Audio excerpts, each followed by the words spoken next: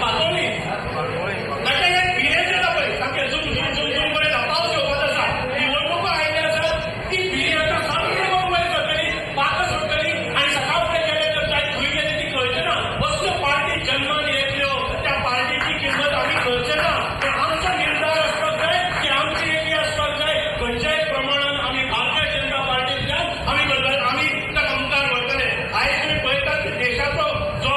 जी उदरगत जाता आनी देश आमचो विश्वगुरू जाता आनी भारताचो नांव अव्वल दर्ज्यान वयर मुखार वता आनी एक परकी शक्ती आमचे मार्गक्रमण करपाक पळयतात आमकां चेपपाक पळयतात हेजे पयलें जाल्लें की हेजे बाकीच्या जाल्ल्याचें राजकारण हें फक्त आमच्या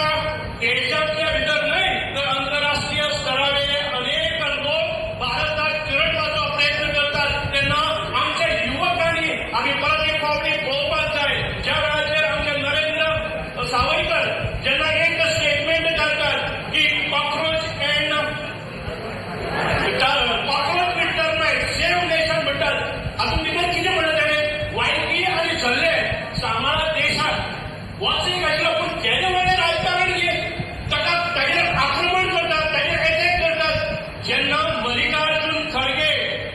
काँग्रेस पार्टीचो येदो व्हडलो सिनियर मोस्ट लिडर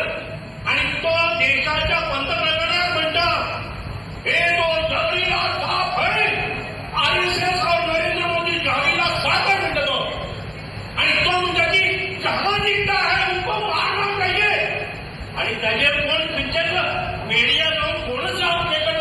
हेजे व्हडलें स्टेटमेंट देशाच्या पंतप्रधानाक जहरीला साप म्हणटा आरएसएस संघ जहरीला साप म्हणटा आणि आमी केन्नाच रिएक्ट जायना